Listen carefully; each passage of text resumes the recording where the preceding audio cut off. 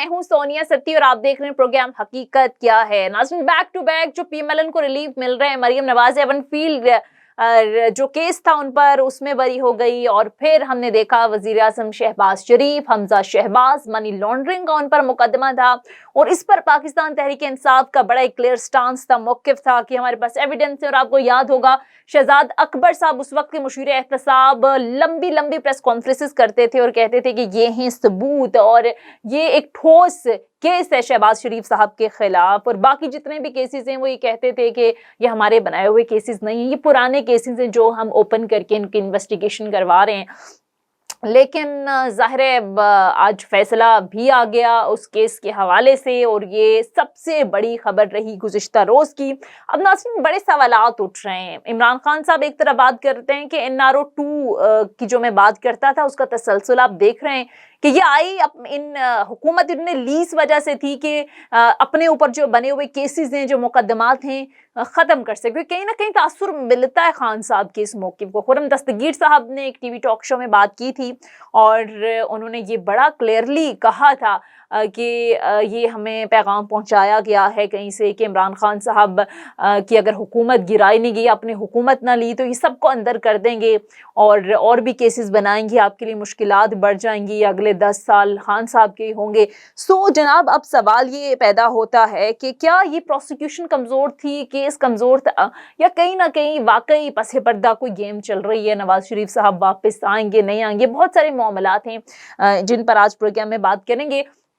आज बड़ा ज़बरदस्त पैनल मेरे साथ है और बड़े सीनियर एनालिस्ट हैं, साबिक एम्बेसडर भी हैं। ज़फ़र हिलाली साहब प्रोग्राम के पहले से हमें ज्वाइन करेंगे और बल्कि ज्वाइन कर चुके हैं सीनियर एनालिस्ट ज़फ़र हिलाली साहब। Thank you so much Zafar Hilali साहब आपके वक्त का। ज़फ़र हिलाली साहब, आज मनी लॉन्ड्रिंग के मुकदमे में वज़ीर आज़म शहबाज शरीफ, हमजा शहबाज बरी हो गए हैं और अपनी प्रेस कॉन्फ्रेंसेस में ये कह रहे हैं कि हम सुरखरू हो गए। और दूसरी तरफ पाकिस्तान तहरीक इंसाफ ये कह रही है कि ये सारा के सारा मामला एनआरओ 2 का है, ये आई हुकूमत में इसीलिए थे कि अपने केसेस खत्म कर सके। कैसे देखते हैं इस तमाम तर सूरत हाल को? बैक टू बैक जो रिलीफ मिल रहे हैं, पहले मरियम नवाज को रिलीफ मिला, फिर जाहिर है आज वजीर आजम को भी मिल गया, हमजा शहबाज को भी मिल गया। देखिए, मेरा रिएक्शन ये है कि शाहबाज स्पीड पे चल रहा है मामला, उनको अपने आप को रिहा करने के लिए 5 महीने में शाहबाज स्पीड पे सब चीज बदल गया है। नैब का सरबराह चेंज हो गया, नैब के कानून चेंज हो गया, DGFIA बदल गया है, प्रोसिक्यूटर बदल गया है, विटनेसेस सब खत्म हो गए। जबरदस्त प्रोग्रेस है भाई। नैब 2 विद वेंजेंस चल रहा है, सॉरी NRO 2 विद वेंजेंस चल रहा है। क्या बात कर रही हैं आप? पूरा दुनिया को पता चल रहा है कि क्या इस मुल्क में इंसाफ कैसा होता है। हमारा नंबर था 130, अब 140 में से अब माशाल्लाह 137 हो गया होगा 140 से। सही। तो ज़फ़र हिलाली साहब, आपको क्या लगता है ये फिर बैकडोर की मुफाहमत और इमरान खान जो बात कर रहे हैं डील की, ये तासुर अब मजबूत हो जाएगा? और जाहिर है पब्लिक के अंदर ऑलरेडी इमरान खान साहब एक बयानिया बना चुके हैं, तो अब ये तासुर पब्लिक में मजीद मजबूत हो जाएगा कि ये आए इसी मकसद के लिए थे? बिल्कुल मजबूत नहीं, कास्ट आयन हो गया है। अब इस किस्म के जो रिहाई हो रही है, आपने सुना होगा कि ये तो उन्होंने एविडेंस पेश ही नहीं किया। उन्होंने कहा कि एविडेंस है ही नहीं। जस्ट इमेजिन, माने कि सालों तक ये केस चल रहा है, लोग कह रहे हैं ये परफेक्ट केस है, ओपन एंड शट केस है, मगर जब वक्त आया तो एविडेंस ही नहीं था। वाह वाह वाह वाह, बिल्कुल यार कमाल है, कमाल है। तो ज़फ़र हिलाली साहब, जाहिर है ये अपनी अपनी हुकूमतों के अंदर इदारों को इस्तेमाल तो करते हैं। अब देखें FIA के अंदर ये केस था और FIA तो अंडर है ज़ाहिर विफाकी हुकूमत के। इसी तरह से इल्ज़ाम लगता रहा इमरान खान साहब पर कि जब उनकी हुकूमत आई तो उन्होंने बहुत ज़्यादा केसेस बनाना शुरू कर दिया अपने मुखालफिन के ऊपर, अपने ऊपर जो केसेस थे वो ख़त्म करना शुरू कर दिए। इस हवाले से हवाला दिया जाता है BRT स्कैंडल था, मालम जब्बा था, दीगर जो केसेस थे। तो आपको लगता है कि कहीं ना कहीं इदारों को मुस्तहकम करने और गैर जानिबदार बनाने की भी जरूरत है? देखिए, जब आप एक इदारा, मिसाल के तौर पे FIA जो कॉन्स्टिट्यूशन के तहत इंटीरियर मिनिस्टर का इदारा है, इंटीरियर मिनिस्टर उसका सरबराह है और इंटीरियर मिनिस्टर का सरबराह प्राइम मिनिस्टर है। और जब प्राइम मिनिस्टर की ट्रायल हो रही है तो ये सोचना कि इंटीरियर मिनिस्टर और FIA प्राइम मिनिस्टर के साथ नहीं खड़े होगी तो इट्स स्टूपिड ना। तो ये इस किस्म के तो जज का कोई कसूर ही नहीं है इसमें, तो जज का कोई कसूर ही नहीं है ये केस में, इसलिए उसके सामने तो एविडेंस आया ही नहीं, वो था ही नहीं आने के लिए। Can you believe it? मैंने कोई मान सकता है कि इतना बड़ा केस ओपन एंड शट, जिसमें इसके पास डिटेल्स थे कौन किधर क्यों, और देखिए एक केस में 4 विटनेसेस को अनएक्सप्लेन्ड हार्ट अटैक्स हो गए। बिल्कुल, और डायरेक्टर FIA सर रिजवान साहब, बिल्कुल जबरदस्त था अफसर। ठीक है। तो ये मेरे ख्याल में सवाल पूछना ही नहीं चाहिए। आप देखेंगे इसका इंटरनेशनल रिपरकशंस होगा, आप देखेंगे नैब का इंटरनेशनल रिपरकशंस होगा। बिल्कुल। अच्छा सर, ये बैक टू बैक रिलीफ तो मिल रहे हैं। अब नवाज शरीफ भी लंदन में बैठकर मुतालबा कर रहे हैं कि जब तक मैं सुरखरू नहीं हो जाता कौम के सामने तब तक मैं वापस नहीं आऊंगा, एक जुडिशल कमीशन या एक कमीशन बनाया जाए जिसमें ये साबित हो कि नवाज शरीफ साहब तमाम केसेस से बरी हो गए, तब मैं वापस आऊंगा। तो उनकी वापसी का कोई सिलसिला आपको लग रहा है कि नारो अगर हो ही रहा है बिलफर्ज, तो अब नवाज शरीफ साहब की भी वापसी जल्द मुतवक्के है? नहीं, एक और शर्त है जो आपने जिक्र किया है, वो सब शर्त है, मगर एक और शर्त है। अच्छा। तो ये है कि नवाज शरीफ आने के पहले पंजाब गवर्नमेंट चेंज होना चाहिए। हाँ बिल्कुल बिल्कुल। ये सब फैसला हुआ था जी जब रिजीम चेंज के वक्त हुआ था। हाँ। ये सब वो कंडीशंस हैं जो इस वक्त फुलफिल हो रहे हैं। यानी वो इतने मजबूत हो गए कि अब कंडीशंस के साथ बात कर रहे हैं कि मेरे ये मुतालबात पूरे होंगे तो ही मैं वापस आऊंगा। एग्जैक्टली। हाँ। मर रहे हैं लोग, मर रहे हैं, इतने पैसे हो गए हमारे, हम चाहते हैं वो वापस आके फिर लूटने लग जाएं। क्या बताऊं आपको मैं। सर तो अब फिर इमरान खान साहब कहाँ खड़े देख रहे हैं? आपको लगता है उनके बयानिए को ये किसी न किसी हद तक डेंट पड़ा है, ये करप्शन का जो बयानिया था या मनी लॉन्ड्रिंग का?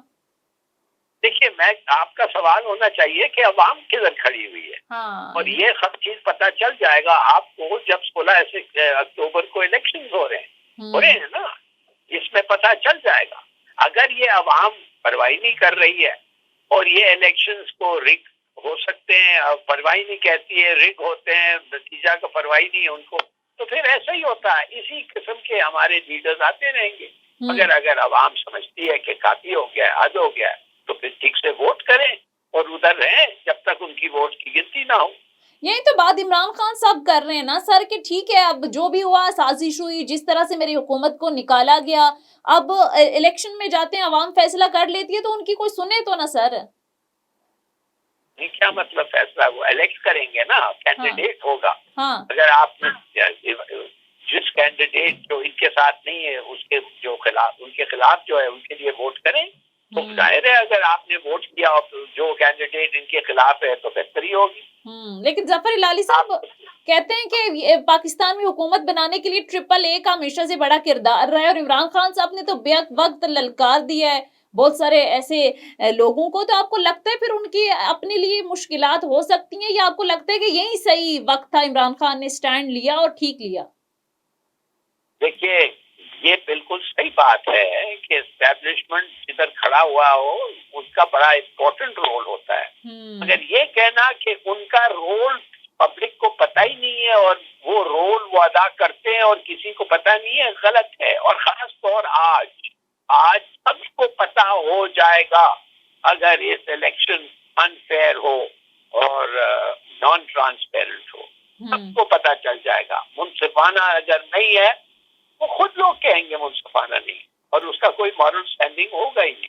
तो ये कहना, मैं नहीं कहता कि धांधली नहीं होगी, हर इलेक्शन पाकिस्तान में धांधली हुई है, मगर मैं ये जरूर कहता हूँ अगर इस दफे होगी तो पता भी चल जाएगा, और जब पता चल जाएगा तो उसका मॉरल वैल्यू भी कुछ नहीं रहेगा। अच्छा सर, ये ऑडियो वीडियो लीक्स पर क्या कमेंट करेंगे? ये एक नया खेल शुरू हो गया है। वैसे तो पाकिस्तानी सियासत में बड़ा पुराना है, लेकिन अब एक दफा फिर से ज़ाहिर अपने मुखालफिन को नीचा दिखाने के लिए या ब्लैकमेल करने के लिए, और इमरान खान साहब के हवाले से मुबैना तौर पर वीडियोस का अब तो टॉक शोज में बाकायदा तौर पर जिक्र होना शुरू हो गया है। राना सनाउल्लाह का मैं एक बयान पढ़ रही थी, उन्होंने कहा मैंने तो वो वीडियोस इमरान खान साहब की देखी हैं। तो इस सारी सूरत हाल को कैसे देखते हैं सर? कहाँ जा रही है हमारी सहाफत और ये अगर पॉलिटिक्स? उन्होंने वीडियो देखे हैं सही तो बता दें बनाया किसने, हम्म कौन है, किसके पास एक्सेस है, प्राइम मिनिस्टर हाउस या प्राइम मिनिस्टर ऑफिस, कौन सा इदारा है। और अगर उस इदारा का फर्ज है कि उसको देखभाल करे, तो अगर नहीं किया देखभाल, इससे बड़ा जुर्म क्या हो सकता है पाकिस्तान में? हाँ कि आप मुल्क की सिक्योरिटी पे आपको कोई परवाही नहीं, माल है, तो क्या आपकी रिस्पॉन्सिबिलिटी है कि आपने फिर रिस्पॉन्सिबिलिटी, आप गैर जिम्मेदार है? ये तो हो नहीं सकता। तो देखिए सीधी बात है, फॉरगेट कि क्या दिखा रहे हैं, सोचिए किसने दिखाया, किसने रिलीज किया, किसने वो इक्विपमेंट को अंदर ले गया, किसने बंद किया, कौन थे लोग जो रिकॉर्ड किया, इस पे सोचिए ना थोड़ा। ठीक है। अच्छा जफर लाली साहब, आखिर में लॉन्ग मार्च के हवाले से डेडलाइन पे डेडलाइन आ रही है, फाइनल कॉल के हवाले से कोई हतमी तारीख का ऐलान नहीं किया। इस हवाले से बड़ी बात हो रही है मीडिया के अंदर कि शायद कोई बैकडोर निगोसिएशन की बातचीत चल रही है, और 2 मुलाकातें ऑलरेडी प्रेसिडेंट हाउस में हो चुकी हैं, तीसरी मुलाकात जल्द मुतवक्के, उसके बाद शायद खान साहब ऐलान करें। तो ऐसा कुछ हो रहा है पसे पर्दा? देखिए मैं तो चाहूंगा कि लॉन्ग मार्च ना हो। हाँ क्यों होना चाहिए? अगर फैसला हो जाए कि इलेक्शंस होंगे, डेट अनाउंस कर दो, तो लॉन्ग मार्च की जरूरत क्या है? तो आपको लगता है कि कोई मुतालबा ये इमरान खान साहब का मान लिया जाएगा, क्योंकि पब्लिक की एक बहुत बड़ी सपोर्ट इस वक्त खान साहब के साथ है, और ये उनके मुखालिफिन को भी इदराक है इस बात का? इंशाल्लाह माना जाए, अगर मान जाए बड़ी अच्छी बात है, और मैं इंशाल्लाह कहता हूँ माना जाना चाहिए। क्या वो चाह क्या रहे हैं भाई? डेमोक्रेसी में इलेक्शंस है, वो कह रहे हैं इलेक्शंस कॉन्स्टिट्यूशन के तहत अगस्त में आना है। वो कह रहे हैं कि ये सबसे बड़ी पार्टी जो पाकिस्तान में है वो तो पार्लियामेंट में है ही नहीं भाई। Leader of the opposition parliament में एक लोटा है, राजा रियाज। ये हो सकता है? बिल्कुल। राजा रियाज, उसको तो टिकट मिल गई है नून का, और वो इस पार्लियामेंट में नून के खिलाफ लीडर ऑफ द ऑपोजिशन है। ये कैसे हो सकता है? ये क्या है? ये एक्स्ट्रॉर्डिनरी चल रहा है हमारे साथ। अच्छा, लेकिन ये अर्ली इलेक्शन पे गवर्नमेंट का सर पॉइंट ऑफ व्यू ये है कि एक तो इकोनॉमिकली या मुआशी तौर पर सूरत हाल उस तरह से नहीं है कि हम अब इलेक्शन की तरफ जाएं और एक और इस चीज को फेस करें, और दूसरा ये कहते हैं इमरान खान साहब ये मुतालबा कर रहे हैं, तो उनके पास भी तो 2 सूबों में हुकूमत है, आप असम्बलियां तोड़ दें, हम अनाउंस कर देंगे। देखिए सीधी सादी बात है, वो भी हो सकता है, मगर सीधी सादी बात ये है कि इलेक्शन दुनिया चाहती है। इलेक्शन एक गवर्नमेंट गई है, कॉन्ट्रोवर्शियल सर्कमस्टेंसेस में गई है, लोग कहते हैं साजिश है, कॉन्स्पिरेसी है, ये है वो है। अरे भाई डेमोक्रेसी में एक ही तरीका है इस मसले को हल करना, वो इलेक्शन कर लो, कुछ जल्दी कर लो, क्या फर्क पड़ता है? वो ये तो एक लेकिन सर इस पर गवर्नमेंट का सर पॉइंट ऑफ व्यू ये है कि एक देखिए तहरीक अदम एतमाद तो एक आईनी और कानूनी तरीका है। चाहे इमरान खान साहब साजिश की बात करते हैं, उसको इदारे भी ज़ाहिर है रद्द कर चुके हैं। आरिफ अलवी साहब का बयान भी आपने देखा होगा, गो कि उन्होंने बाद में डिनाई कर दिया, उन्होंने कहा कि मैं इससे ज़ाहिर कायल नहीं हूँ कि साजिश हुई है। लेकिन चले तहरीक अदम एतमाद तो एक आईनी और कानूनी तरीका है जिसके तहत खान साहब को निकाला गया। तो सर आपको नहीं लगता कि ये इस मौक़िफ़ में कहीं ना कहीं वजन है गवर्नमेंट के? कौन सा कानून है जो कहता है कि सिंध हाउस में बैठ के वोट खरीदो? कोई है? नहीं। ये आपका ये लेजिटिमेट है? ये लो कॉन्फिडेंस होता है पैसे से वोट खरीदो? मैं तो कहता हूँ ये कॉन्स्टिट्यूशन के खिलाफ है। बिल्कुल, हाँ, ट्रू। तो आप इसको मानना चाहते हैं? ब्लैकमेलिंग और वोट बाइंग आप चाहती है? सही। तो सर मुआशी तौर पर आपको नहीं लगता कि फिर इंस्टेबिलिटी मजीद बढ़ेगी? आपको जब इमरान खान साहब इलेक्शन का मुतालबा कर रहे हैं, गवर्नमेंट कह रही है कि हम नहीं करेंगे, लॉन्ग मार्च का प्रेशर, ये सारी जो एक पॉलिटिकल इंस्टेबिलिटी है, इससे कहीं ना कहीं नुकसान तो मुल्क का हो रहा है। तो फिर क्या होने की जरूरत है? आपको लगता है कि इंटरवेंशन होनी चाहिए और सियासी जमातों को बिठाना चाहिए, एटलीस्ट कोई चार्टर ऑफ इकोनॉमी कर लें, इकोनॉमी या मुल्की मुफाद के लिए किसी एक बात पर मुत्तफिक हो जाए, चाहे इलेक्शन हो या दीगर मामलात हो? देखिए, इस तरीके से अगर इलेक्शन चला ना, तो आपका ना इन्वेस्टमेंट आएगा, ना कॉन्फिडेंस बढ़ेगा, ना स्टेबिलिटी आएगी। पाकिस्तान तबाह हो जाएगा। हमें एक पॉलिटिकल गवर्नमेंट चाहिए जो क्लीन इलेक्शन के नतीजे से आए। हमें पॉलिटिकल स्टेबिलिटी चाहिए, और जब वो होगा फिर इकोनॉमिक डेवलपमेंट हो सकेगा। ठीक है सर, आखिरी सवाल का जवाब दे दें सर। अब आप क्या प्रिडिक्ट कर रहे हैं आने वाले दिनों में सियासी सूरत हाल या सियासी मंजरनामा? खान साहब के ऊपर भी मुकदमों पे मुकदमे बनाए जा रहे हैं, नवाज शरीफ साहब की वापसी, क्या सिनेरियो देख रहे हैं? मेरे ख्याल में कि अगर फैसला ना हुआ और फ्री और फेयर इलेक्शन की तरफ डेट नहीं फिक्स हुआ, और अगर हम नहीं गए, तो फिर कुछ भी हो सकता है, कुछ भी हो सकता है। और शुरू होगा लॉन्ग मार्च के साथ। अगर लॉन्ग मार्च के पहले कोई इलेक्शन का फैसला ना हुआ, अगर हो गया तो लॉन्ग मार्च की जरूरत नहीं है, मगर अगर नहीं हुआ, जमहूरियत को नुकसान पहुंच सकता है सर। सब चीज को नुकसान पहुंचेगा, हर चीज को नुकसान पहुंचेगा। ठीक है, बहुत बहुत शुक्रिया। सीनियर एनालिस्ट जफर हिलाली साहब प्रोग्राम में हमारे साथ मौजूद थे। नाज़रीन, जफर हिलाली साहब का तज्जिया आपने सुना। ज़ाहिर है जो आज फैसला आया है, बल्कि गुज़िश्ता रोज़ जो फैसला आया है वज़ीर आज़म शहबाज शरीफ साहब के हवाले से, हमजा शहबाज के हवाले से, इस पर एक जानिब हम देख रहे हैं कि मुस्लिम लीग नून तवातर के साथ ये कहती नज़र आ रही है कि हम सुरखरू हुए हैं। इमरान खान साहब ने जो हमें पॉलिटिकल विक्टिमाइजेशन का निशाना बनाया था, सियासी इंतकाम का निशाना बनाया था, उसमें आप देखें कि मुस्लिम लीग नून का ये मौक़िफ़ है कि एक के बाद एक केस जो है वो हम पर ख़त्म होता जा रहा है, ये सबूत पेश नहीं कर सके। फिर प्रोसिक्यूशन के हवाले से दूसरी जानिब बात होती है कि ज़ाहिर है FIA या नैब अब तो ये गवर्नमेंट के अंडर आ गए इदारे, और ये किस तरह से अपनी ही हुकूमत में जाकर अपोजिशन के खिलाफ केस लड़ेंगे। PTI का मौक़िफ़ ये, दूसरी तरफ डील एस्टैब्लिशमेंट NRO के हवाले से भी बड़ी बात हो रही है। लेकिन इस सब के अंदर ये जो पॉलिटिकल पॉइंट स्कोरिंग है, ये जो इस वक्त पॉलिटिकल विक्टिमाइजेशन है, एक दूसरे के ऊपर इल्ज़ामात की एक बरसात है, इसमें नुकसान हो रहा है तो सिर्फ आवाम का हो रहा है, इसमें पिस रही है तो सिर्फ आवाम पिस रही है। आवाम को देने के लिए ना हुक्मरानों के पास कुछ है, ना मौजूदा अपोजिशन के पास कुछ है। इमरान खान साहब का भी एक नैरेटिव अपनी जगह पर मौजूद है, वो ये कह रहे हैं कि अर्ली इलेक्शन इस तमाम तर मसले का हल है। लेकिन देखते हैं कि सूरत हाल किस तरफ जाती है। मुख्तसर ब्रेक लेते हैं, ब्रेक के बाद वापस आएंगे, कुछ मजीद मेहमानों से बात करेंगे। Stay with us.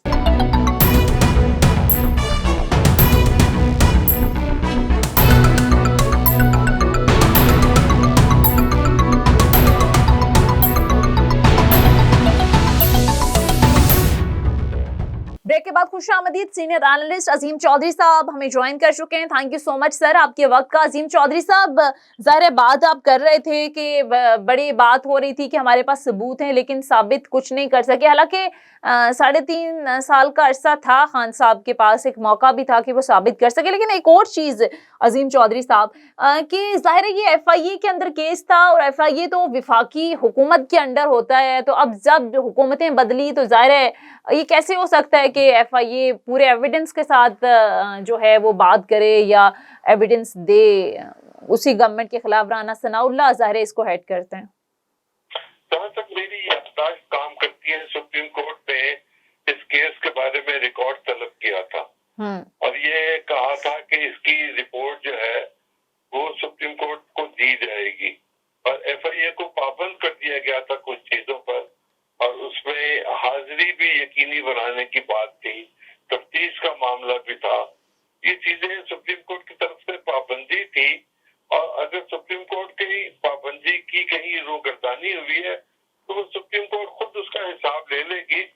लेकिन बज़ाहिर ये महसूस होता है कि जब अदालत से पूछा इस्तगासा से कि क्या आप इस जुर्म को साबित कर सकते हैं, क्या आपकी तफ्तीश और आपकी तहकीक इस जगह पर पहुंच गई है कि आप ये कह सकें कि इन्होंने ये जुर्म इस तरह किया है और इसमें फला लोग शरीक हैं, और क्या कुछ लोगों के बयानात आपके पास मौजूद हैं।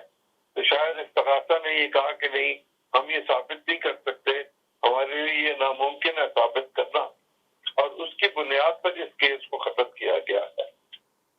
ठीक है, अच्छा ठीक है। अब सर अब आगे बढ़ते हैं जरा। पाकिस्तान तहरीक इंसाफ इसको एनआरओ 2 का नाम दे रही है और आप देखें बैक टू बैक जो रिलीफ मिल रहे हैं। मरियम नवाज एवनफील्ड में बरी हो गई, शहबाज शरीफ, हमजा शहबाज वजूहत जो भी हों, लेकिन प्रोसिक्यूशन कमजोर थी या ये साबित नहीं कर सके या ये केस ही जो है वो इतना स्ट्रॉन्ग नहीं था, वीक केस था। लेकिन एक तासुर आपको नहीं लगता कि मजबूत हो रहा है इमरान खान साहब के उस नैरेटिव का कि ये आई अपनी गवर्नमेंट में, उन्होंने गवर्नमेंट इसलिए बनाई थी कि उनके ऊपर जो केसेस थे वो जल्द से जल्द खत्म कर सके। और देखें एक सीरीज चल निकली है, एक रिलीफ मिलना इनको शुरू हो गया है। लेकिन खान साहब के अपने जो मामला थे उसमें बीआरटी का मामला भी था, मालम जब्बा का था, पीटीवी हमला केस था। क्या खान साहब के वो मुकदमात जो है वो खत्म हो गए थे? वो कैसे खत्म हुए थे? खान साहब ने जो कुछ किया और खान साहब की हुकूमत जो कुछ कर रही थी उसकी रोशनी में इस बात को देख लिया जाए कि उन्होंने अपने लोगों के लिए क्या रिलीफ लिया। ये जो रिंग रोड का मामला था, ये जो मालम जब्बा का मामला था, ये जो हेलीकॉप्टर का मामला था, ये जो इस वक्त मामला चल रहा है तोशा खाने का, उसके जवाब में खान साहब जो कुछ कर रहे हैं, इस तरह की बहुत सारी चीजें हैं जो खान साहब की दो अमली को साबित करती हैं।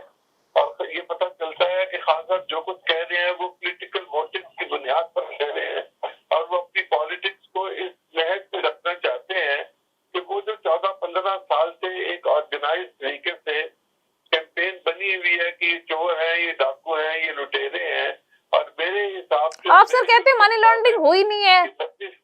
ये 32-33 साल पुरानी एक कहानी है जो चलती चली आ रही सर है। हुदैबिया पेपर मिल्स का case, mother of all crime उसे कहा था उस वक्त की अदालतों ने, ये फिर रमजान शुगर मिल, और ये आपको आप क्या कहते हैं सर कि एज अ मतलब इंडिपेंडेंट एनालिस्ट ये मनी लॉन्ड्रिंग हुई नहीं है? फिर एवनफील्ड के अंदर जो एक केस बना था मरियम नवाज पर, आपको लगता है कि तमाम मुकदमात ठीक नहीं थे, ये था ही नहीं सिरे से, या आप ये कह रहे हैं कि साबित नहीं कर सके? क्योंकि इस तरह के केसेस में और स्पेशली कहा जाता है कि व्हाइट कॉलर क्राइम साबित करना एक बहुत मुश्किल काम है।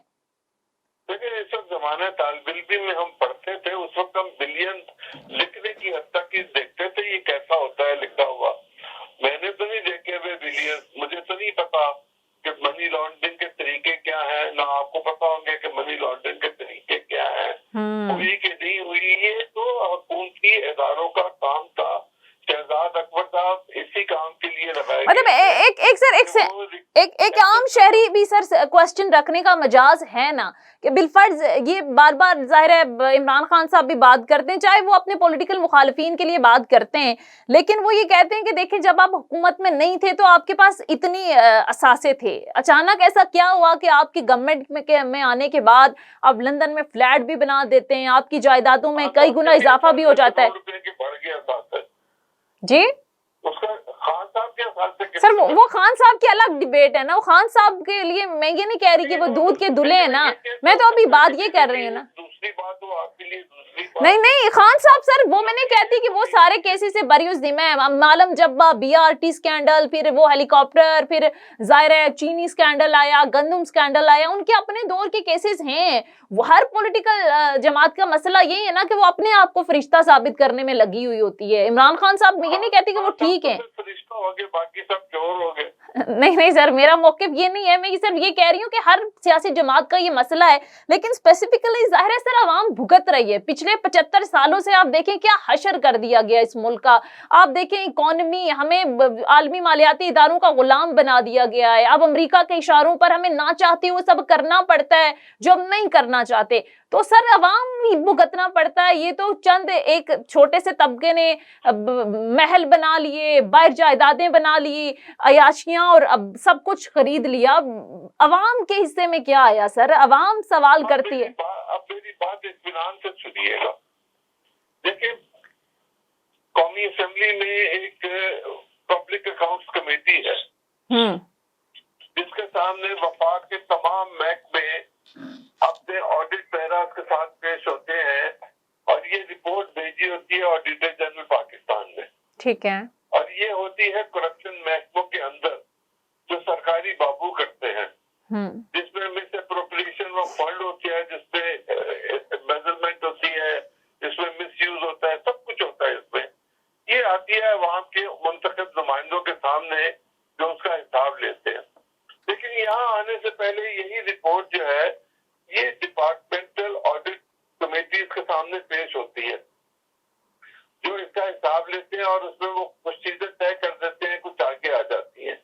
ऑडिटर जनरल पाकिस्तान की रिपोर्ट जो है उसमें पॉलिटिशियंस के नाम तो नहीं आते, उसमें तो सरकारी मुलाजमीन के और सरकारी इदारों के कारनामे सामने आते हैं।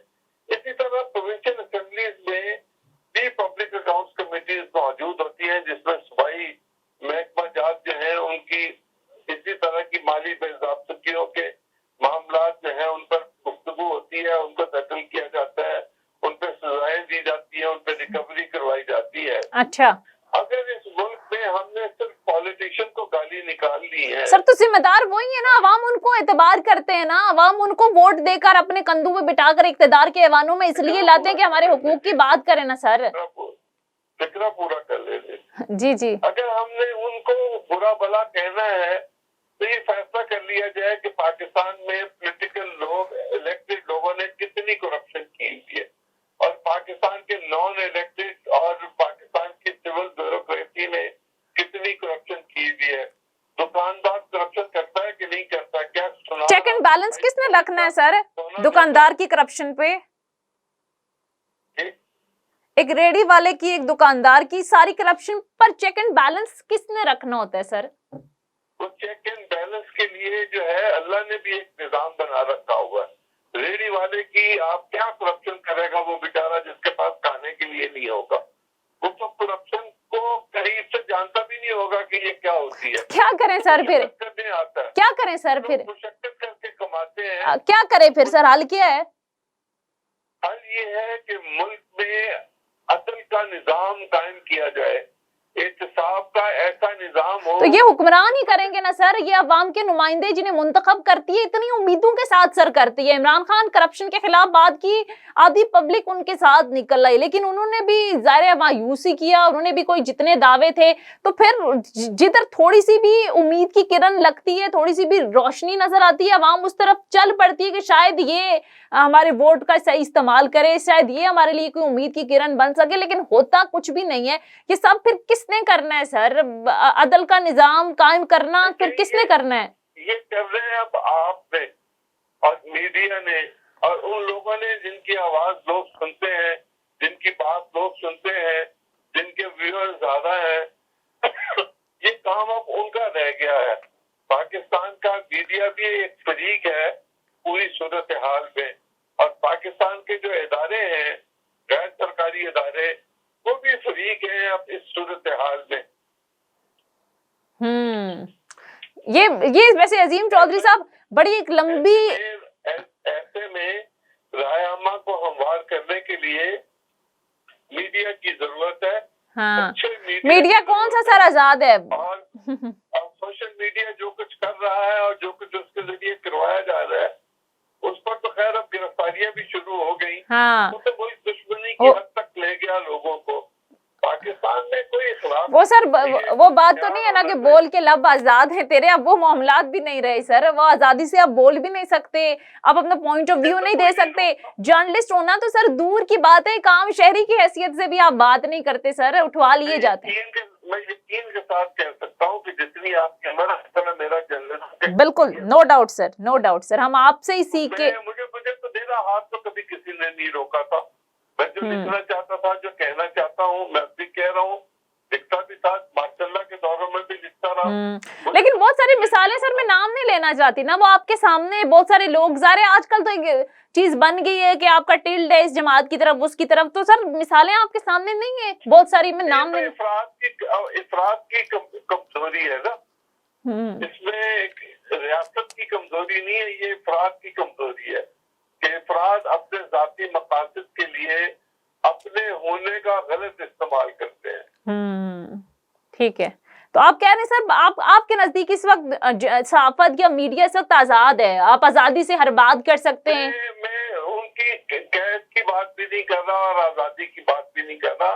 मीडिया मालिकान जो है जिस तरह मामला तय करते हैं, हाँ ये बात मैं सर, जानता हूँ, वो भी मैं जानता हूँ। Yes. जब मीडिया मालिक एक चीज ठीक को है, नहीं छापना चाहता तो ठीक एक है। आमिल साहब उसको कैसे छापेगा? एग्जैक्टली सर ये बड़ी जबरदस्त किस्म की आज डिस्कशन हो रही थी और मेरा दिल कर रहा था कि बस आज इस प्रोग्राम को खत्म नहीं होनी चाहिए, क्योंकि सही मानों में आप आवाम की बात कर रहे थे और हर पॉलिटिकल शो में आप देखें फलां लीडर ये कर दिया, उसने ये बयान दे दिया, आम आवाम का जिक्र बड़ा कम हमें देखने मिलता है, उसके मसाइल पर बड़ी कम बात होती है।